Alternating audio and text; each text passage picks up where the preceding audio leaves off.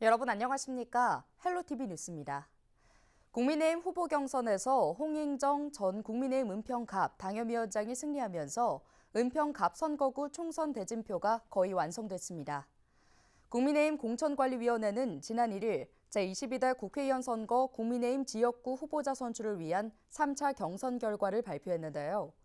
국민의힘 은평구 갑 선거구 경선은 남기정, 오진영, 홍인정 예비후보 간 3파전으로 진행됐으며 경선 결과 홍인정 전 국민의힘 은평갑 당협위원장이 이겨 본선 무대에 오르게 됐습니다.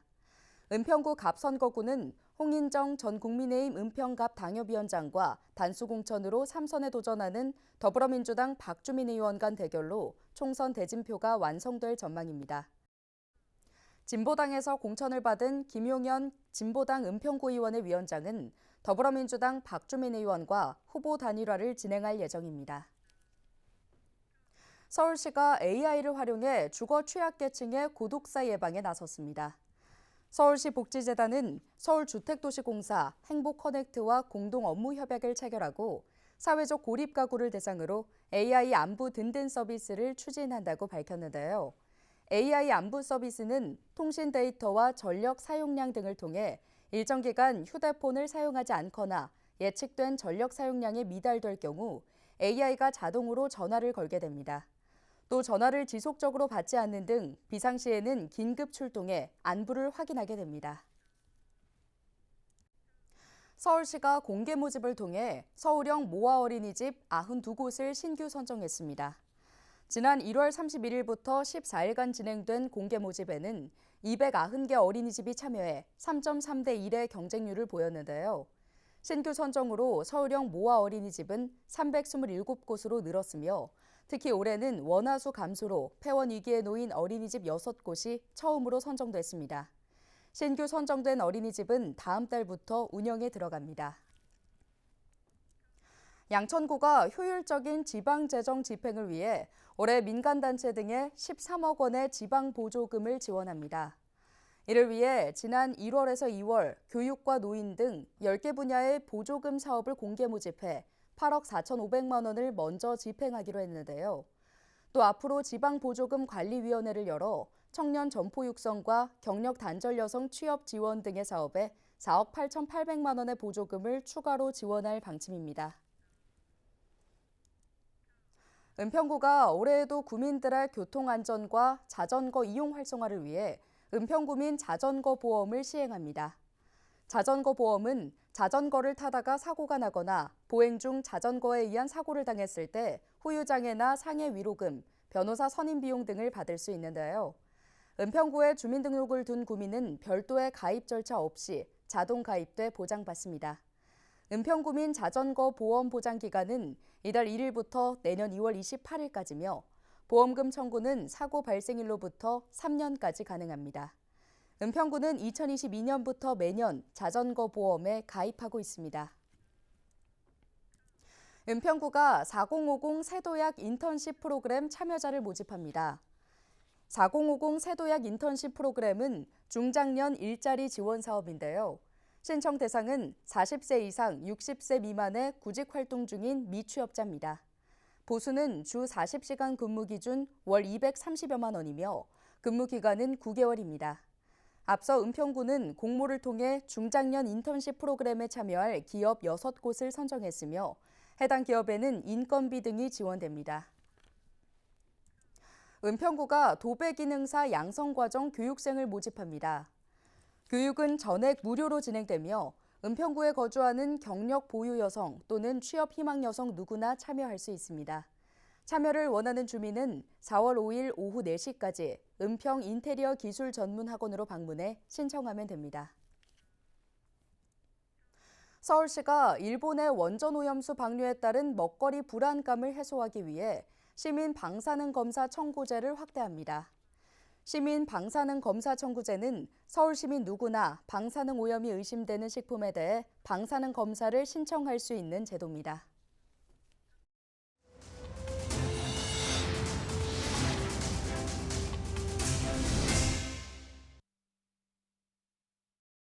서울시가 김포공항의 명칭을 서울 김포공항으로 변경하고 국제선 노선을 확대하겠다고 밝힌 이후 항공기 소음 피해를 입고 있는 양천구 주민들의 반발이 거세지자 서울시가 확정된 바 없다는 입장을 밝혔습니다. 서울시는 김포공항 국제업무 노선 확대를 위해서는 국토교통부 훈령인 김포공항의 국제선 전세편 운영 규정에 개정이 필요하다고 밝혔는데요. 또 국토교통부의 최종 결정 전에 자치구 등 관계기관과 지역 주민의 의견을 충분히 반영해 결정하겠다고 덧붙였습니다. 서울시는 최근 서남권 대개조 구상 중 김포공항 국제선을 확대해 국제 기능을 강화하겠다고 밝힌 바 있습니다. 경기도가 12개 신규 철도 건설 사업을 제5차 국가철도망 구축 계획에 반영해 줄 것을 정부에 건의했다고 4일 밝혔습니다. 건의 사업에는 SRT 의정부 연장과 포천 신철원선 건설, 경원선 복선 전철 등이 담겼는데요. 도는 건의한 사업이 제5차 국가철도망 구축 계획에 반영될 수 있도록 국토교통부와 지속 협의한다는 방침입니다. 특히 이번에 건의한 노선은 고속 및 일반 철도이며 광역철도는 오는 5월 건의할 예정입니다. 수도권 매립지를 대체할 매립지 후보 지역 재공모가 이달 추진됩니다. 인천시는 지난해 11월 서울시 경기도와 합의한 대로 대체 매립지 후보지 공모를 이달 진행할 계획이라고 밝혔습니다. 당시 세 개 광역단체장은 서울에서 회동한 뒤 이른 시일 안에 대체 매립지 인센티브 등을 확정하고 올해 3월까지 후보지 공모를 재차 추진하겠다고 발표한 바 있습니다.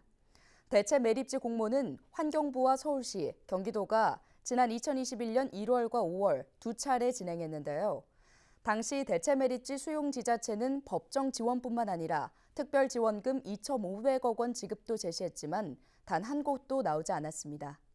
이에 따라 세 번째 공모에서는 매립지 부지 면적을 이전 공모 요건인 100만 제곱미터보다 줄이고 인센티브는 늘리는 방안에 대해 실무 협의를 마친 것으로 전해지고 있습니다. 다만 수도권 3개 광역단체장의 최종 합의와 공동 발표 절차를 남겨두고 있어 공모 요건과 인센티브에 대해서는 철저하게 보완을 유지하고 있습니다.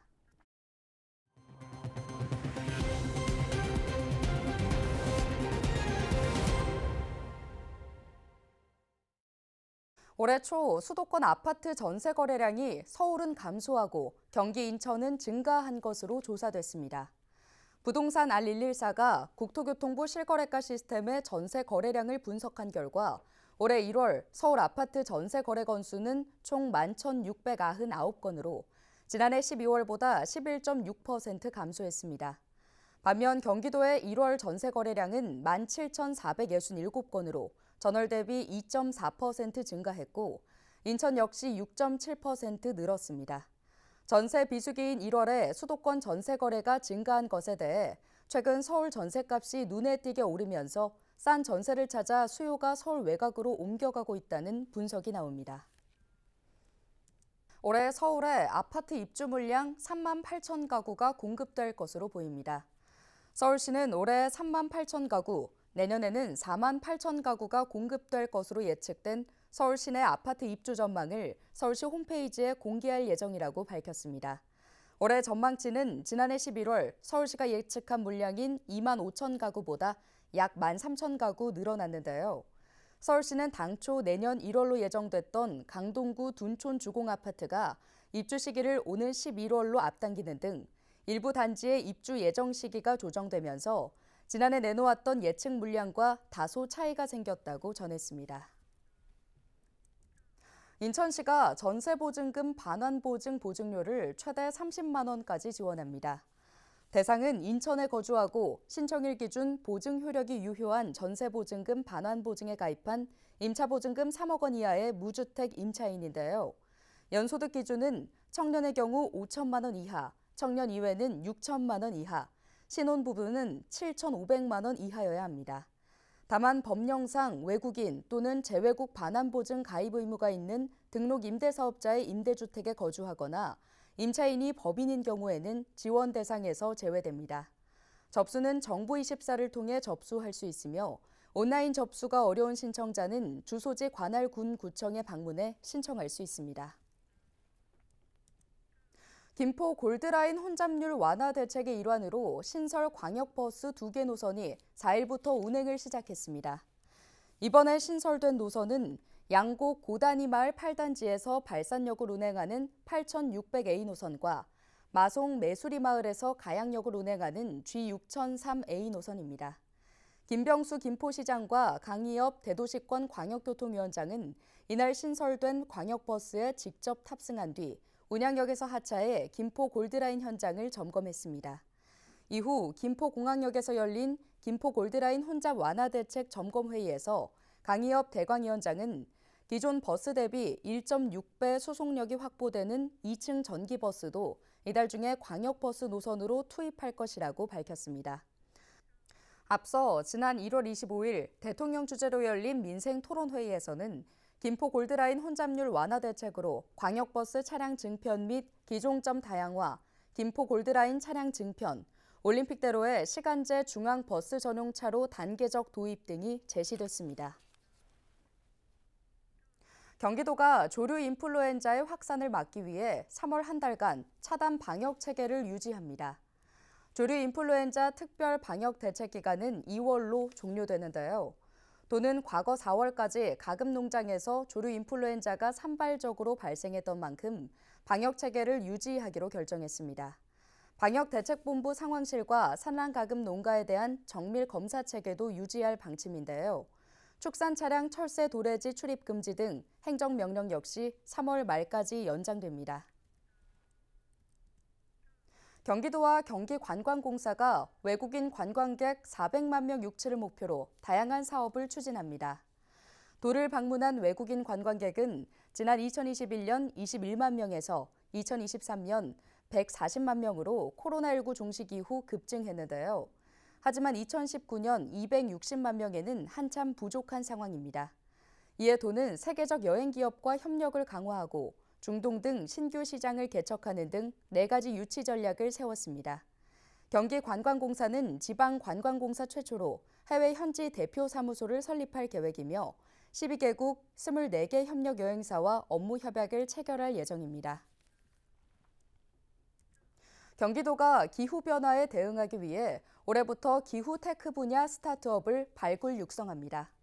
기후테크는 온실가스 감축과 기후변화 적응에 기여하는 기술을 말하는데요.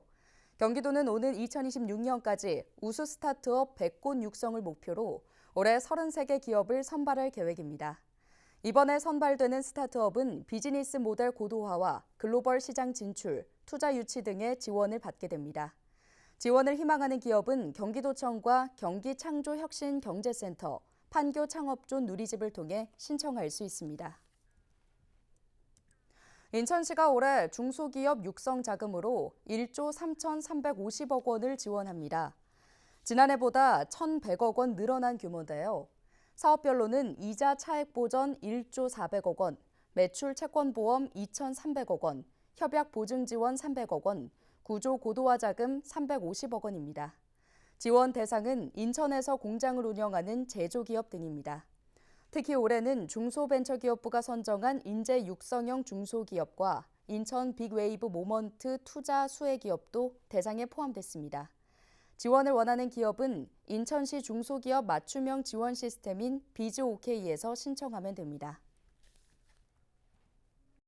각종 해산물을 저렴한 가격에 구매할 수 있는 대한민국 수산대전이 열립니다. 이번 수산대전은 오는 7일부터 24일까지 열리며 행사 기간 중 7일에서 20일은 오프라인 행사가, 11일에서 24일은 온라인 행사가 진행될 예정입니다. 행사 기간 소비자들이 마트와 온라인몰에서 국내산 수산물을 구매할 시 구매 금액의 최다 50%를 할인받을 수 있습니다. 할인 적용 대상 수산물은 명태와 참조기, 고등어, 마른 멸치, 오징어 등입니다. 이 중 최근 공급이 부족한 오징어와 참조기는 정부 비축 물량이 풀림에 따라 마리당 각각 2,100원과 1,200원에 구매 가능합니다.